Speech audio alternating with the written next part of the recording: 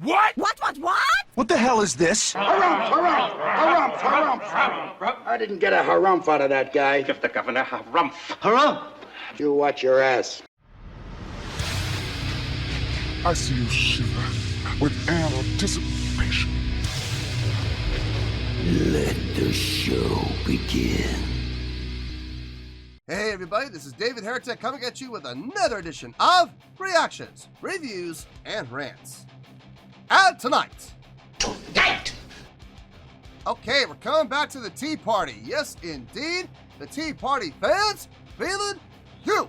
Come on now. Here we go. This is a request from James LeBlanc, Nightfox, Suzanne Fitzgerald, and Bruce Nadeau. They all want to see me react to this song by the Tea Party called The River. Now, have I heard this song before? No, I have not heard this song before. To the best of my knowledge, this does not resonate with me in any way, shape, or form. However, there's always a chance I may have heard this song in passing and I just don't realize it. So as always, if I start listening to the song and I suddenly go, okay, I've heard this before, yeah, I recognize this now, I'll let you know. That's the truth. You know me, I'm gonna be honest with you guys. This was posted by Blocks Videos, okay? And the video has 113,056 views. It'll get you there. Other than that, there's really nothing else left to say. Link to the original video will be down below in the description for your viewing pleasure at your leisure. Let's get started. What do you say? Are you ready? Are you ready? Because here we go.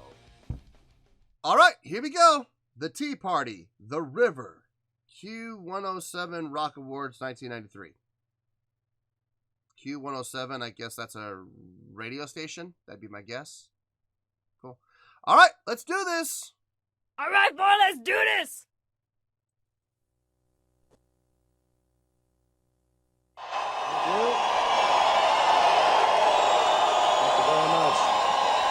Yes, a chance to get some water, fix Al's hair. Thank you very much.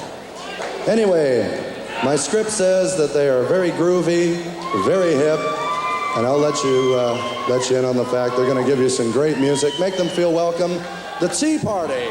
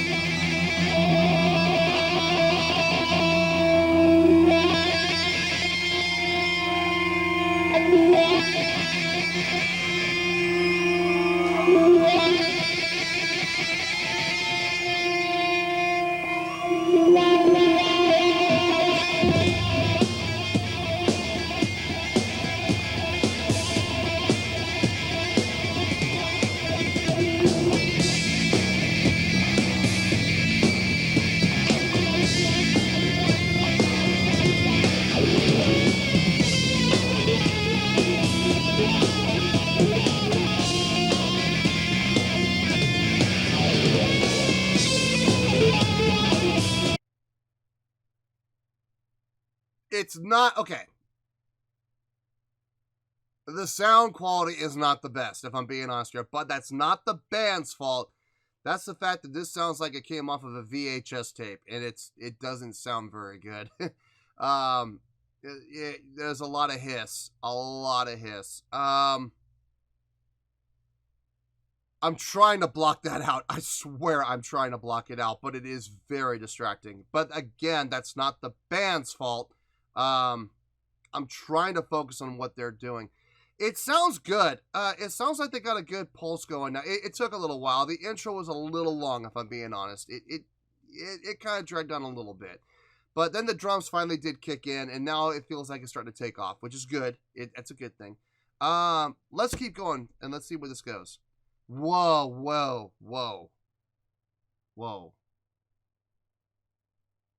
This is like 7 minutes long. Oh boy. Okay, well, look, you guys know, I mean, look, if you want me to do long videos, I'll do long videos, but remember, I am tougher on them than I am on, you know, shorter videos, so just be aware. Be aware.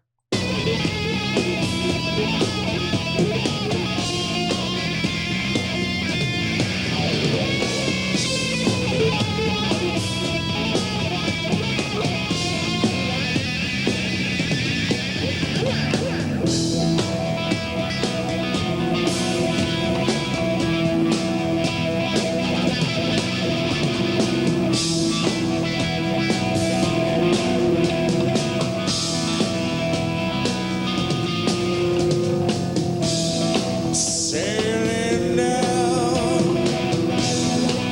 down the sticks again, without you, my love.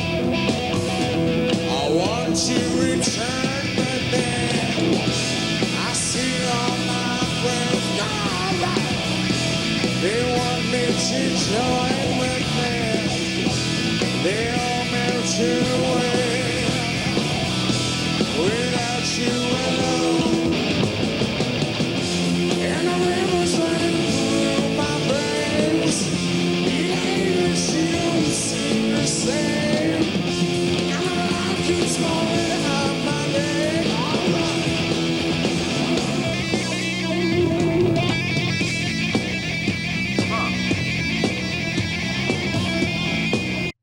Actually went together pretty well. So the main riff, the verses are in E, okay, and they're staying in E. They're going up to the F. They're going up to the flat 2, and then going back down to the E again. It's a nice pattern. When they went into when they went into the chorus, they went to A, and they still go up to. Okay, so this is where the math is going to come into play. So you might want to get a pad of paper, unless you could do math really well in your head. So they're in E. That's the root, right? So that's the 1. They're going up to the flat 2 every once in a while, going up to the F, right? Now, so that's 1 to flat 2, so that's 1 semitone. Now, when they're going and transitioning to the A, that's the 4th of the root, right? So they're going up to the 4th. Now, they're still going up to that F, the flat 2 of the E, right? But based on the A, that's the flat 6. So this is where the math comes into play. And like I've always said, music is math. When you break music down to its bare bones, its bare essential elements, music is just math. It really is. It's all based on integers. So you're going up to the 4, you're still hitting that flat 2, but now it resonates as the flat 6 of the 4. It's the exact same note. But since you reestablished a new root for the purpose of the chorus, which is based on the 4, that same note, which was the flat 2, is now the flat 6. Very cool. Very, very cool. It definitely strikes a chord. No pun intended. It does strike a chord, though. Hearing that same familiar note being used just in a different context. Instead of just going up a single semitone, now you're going up 7 semitones, I think. Hold on. No, 8 semitones. My apologies. You're going up 8 semitones. 7 semitones would be the 5th. That's cool, man. That is super cool. It's such a subtle thing, too. It's such a minute thing. Like, most people would just overlook it, but I heard it and I'm like, it resonates. It does resonate with you. It's really cool. It's really cool. Anyway, let's keep going. The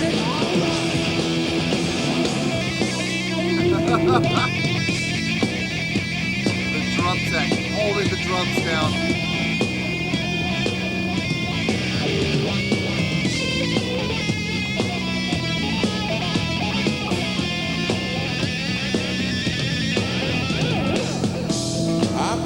By the sins left by a different man, tides brought them here, cast by a different hand, in the whispers of a wind. Here with the sticks again, pushing me on. Way that you will, and the rivers running through my veins. The English don't seem the same, and the light keeps calling out my name. Yes, it does.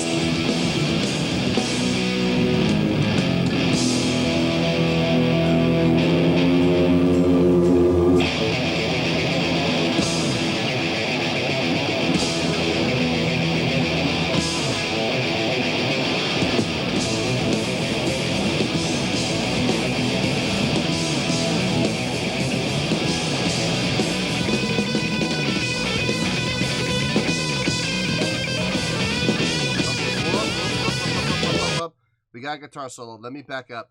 I don't want to pause in the middle of the guitar solo. I want to be able to play the whole solo. So let me just make sure. Okay, I think this is a good place. All right. Vocally, I like what he's doing. His vocals are very conducive to the style of the song. It's got that drawl to it, which is nice. Kind of, I think I've used this comparison to him before in the past. I am absolutely on this song. I'm hearing shades of Jim Morrison. Absolutely, without question. It really sounds good. I couldn't help but notice the drum tech running over and holding the drums down. Those drums are bouncing everywhere. I don't know if they're not being mounted or they're not locked into place, or maybe it's the drum riser itself that's kind of bouncing, or I'm not sure what's happening, but I couldn't help but see him jump over and grab the drums before they fell off. See? Gotta give a shout out to the road crew, man. Look, a good road crew can make or break your show. They really can. So, I always appreciate good roadies who know how and when to jump in and how to jump in. You know, so, yeah. Big shout out to the road crew. Okay, guitar solo time. Let's hear what he's got.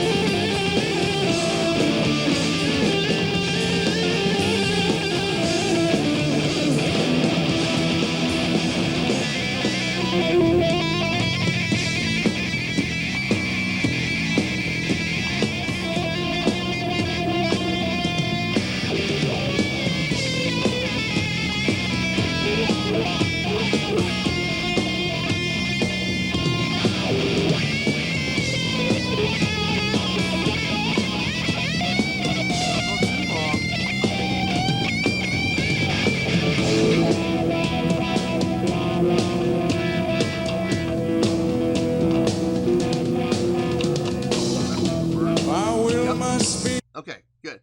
All right. I was like, I don't know if you heard me or not, but I was like, don't go for too long. You know, it is starting to get there. But no, he cut it. It was good. The delay is really what kind of made that solo work as well as it did. What he was playing in his solo really was not that difficult, but because he was using that delay effect to get that echo and that loop going, it wasn't a long loop, it was a short little loop, but it's just like an echo basically. It made it sound a lot more intense, and it made it sound a lot more complicated than it actually was.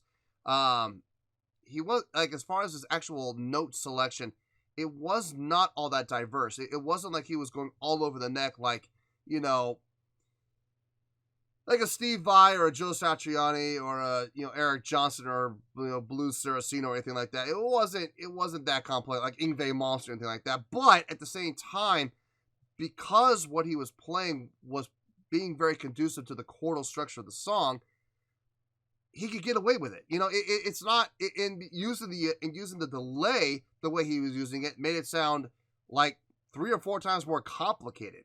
So great use of effect.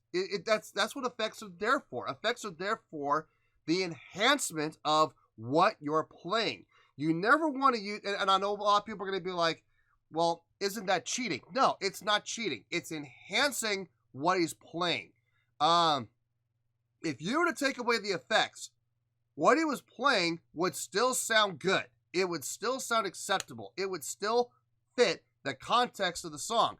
All the effects did was take what was being done and make it sound more intricate, more complex. That's all it did. It wasn't doing the work for him. All it did was take what he was doing and what he was working on and expanded it. That's all. That is not cheating at all. I do not count that as cheating.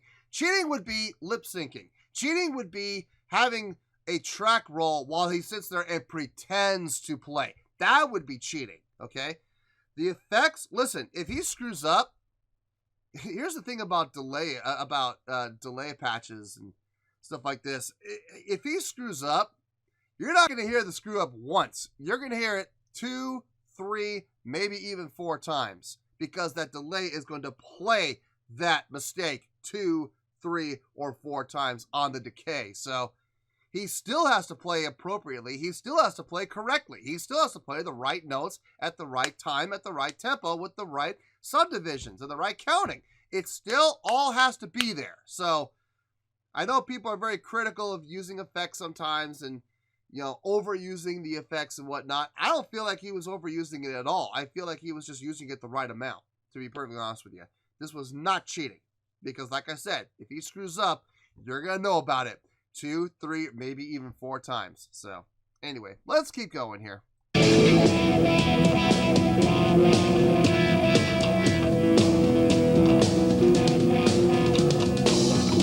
My will must be strong, yeah, to rise with a different light. My will must be long, yeah, I'm still pushing for different heights.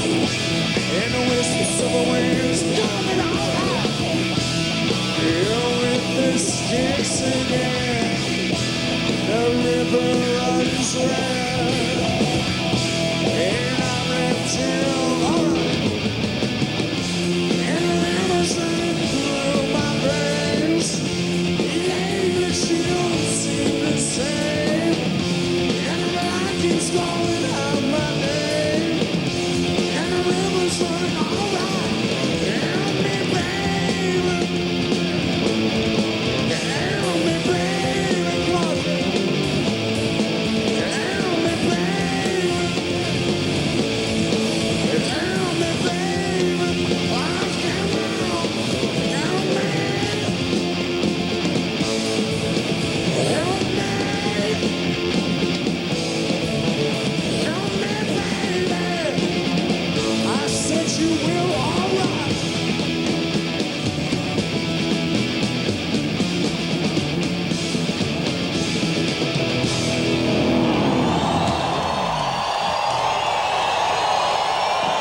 To present the award for Best Bass Player, please welcome from Rush. Wait, they have a category for Best Bassist? What the hell? I already like the station. I already like this award. I like this award show already. Nice. Maybe one day. All right. Okay, now getting back to the song. It was good. It was really good. Let me think about it, and I'll come up with this. I don't have a score yet. Let me think about it. I'll come up with a score, and I'll see you in the review. Well, there you go, folks. That was The Tea Party with The River. This was a request from James LeBlanc, Nightfox, Suzanne Fitzgerald, and Bruce Nadeau. Okay, I thought about it, and I have a score here. I feel pretty good about the score, actually. I don't think I'm going to change it, but I might. It's possible. I'm not 100% sold on this score yet. So it may go up or down a little bit. We'll see. On a scale of 1 to 10, I'm going to give that an 8.2. Yep, 8.2. I feel great about that score. Let me tell you why. Why? Okay, the song had a great groove. It had a fantastic groove. The drummer did an outstanding job of maintaining the groove, while at the same time making the adjustments needed for the inflections and you know, when the mood would change, he would bring it down, and then would come up, you know, as it needed to come up. So his use of dynamics, fantastic job. But more than that, it was his setups. Every time that the song would change mood or change the mode, I don't know about mode, but whenever it would change mood or change intensity levels, he always had a little fill to set it up. And very smart. Not bringing attention to himself, just bringing attention to the fact that it's going to change. Here it comes. You know what I mean? And that it was very subtle and very quick. It was never more than like 2 beats. And it was done very smoothly and very slick. The bass playing in this. Let's talk about the bass playing now. The bass playing in this was solid. It was absolutely solid. There were some parts where, like, during the guitar solo, he kind of took over the melodic line. He kind of kept the song moving from a melodic standpoint. And kudos to him for being able to do that. That was great. I would have liked to have heard a little bit more from him, you know, in the mix when that happened. But it happened during the guitar solo. So who should be getting the attention here? The guitar solo, obviously. So as much as I would have liked to have heard more of the bass happening in the mix, I understand why it wasn't. So I get it. But I was able to watch his fingers, and he was active. He was absolutely active. There were a couple parts where the guitar and bass played in unison. He was keeping up with the guitar player just fine. Sounded really good. More than anything, though, I liked his stage presence. He was constantly moving around. He kind of hung out in the background, but then he would move up to the front and engage the crowd, and then he would move back again. And that's good. That's good.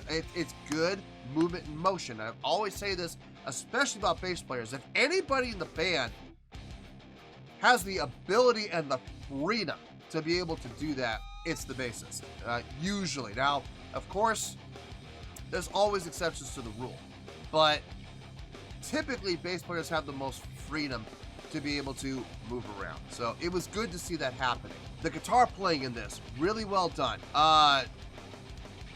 Like I said before, I've already touched on this. I'm not gonna beat a dead horse, but I am gonna retouch on this. The effects, okay? Was he using effects? Yes. Was he using a lot of effects? Yes. Was he overusing the effects? I don't believe so. And was he using the effects to cover up lack of ability to play? No, he wasn't, because of the effects he was using. The biggest effect I gotta point out was that delay effect. Look, with delay comes exposure, okay? If you make a mistake while playing with the delay pedal, you're not gonna hear the mistake one time. You're gonna hear it several times, as many times as that delay pedal goes. You know, depending on the settings, it can hit 2 or 3. I've heard people use delay where it's like 8 to 10, and I think that's overkill. I think that can be very distracting, and if you make a mistake, you're gonna hear that same mistake 8 to 10 times. So the thing with effects is, and I've always said this, I don't mind the effects. I love effects. I love when people play with effects, as long as they don't overuse them, and as long as they don't use the effects to cover up lack of ability and lack of talent. You know, I don't think this guy has that. I think this guitarist and vocalist has a very good understanding of how to play guitar. So I don't think that's an issue whatsoever. So I got no issue with the effects, none, because it didn't bury up his talent and his ability. If anything, it enhanced it. So very, very cool. Vocally on this, I think the vocals definitely fit the song. I can definitely hear shades of Jim Morrison. I don't care what anybody says. I heard Jim Morrison absolutely in this. It definitely fit. It definitely fit the song. The song itself, I like that jump between the E to the F, that minor 2, the flat 2. I liked that, but I also liked how that when they went to the A in the chorus, it still went up to the F, which it just transitioned from being a flat 2 to a flat 6. I dug that.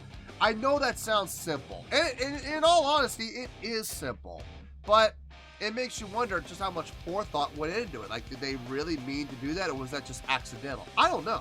It honestly, it really doesn't matter because it happened, and that's the important thing. It was cool. I dug it. I absolutely dug it.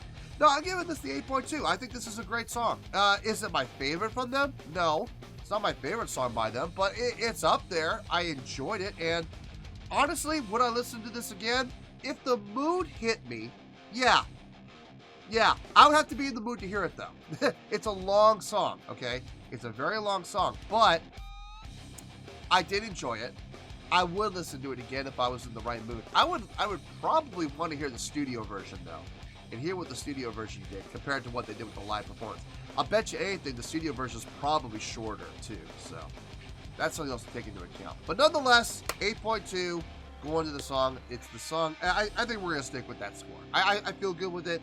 We're going to finalize it right now. So, 8.2, final score, I have spoken. Well, that's going to do it for this edition of Reactions, Reviews, and Rants. Hope you all enjoyed the show. Hopefully, I was able to entertain you. If I was able to put a smile on your face and brighten your day, I did my job, and I'm so glad I could do it. If you did enjoy the show and you would like to see more videos like this, feel free to join the fan base by clicking on that button down there. Yeah, you know the button I'm talking about. Click on that button, join the fan base, and become one of us. Now, for whatever reason, if you don't feel like clicking on that button, that's okay. I still respect you. Also, if you did enjoy the video, please feel free to give the video a thumbs up. It'll do me a world of good, and it will do you absolutely no harm whatsoever. Finally, if you guys do join the fan base, you will find a bell down there that you can click on. By clicking on that bell, it'll keep you up to date on everything happening with this channel, including when new content gets dropped. So, if you want to stay in the know, click on the bell and you'll stay in the know. Well, that's going to do it for the night, folks. Until next time, this is David Heretic signing off, reminding you to stay fabulous and support each other. Later. Peace.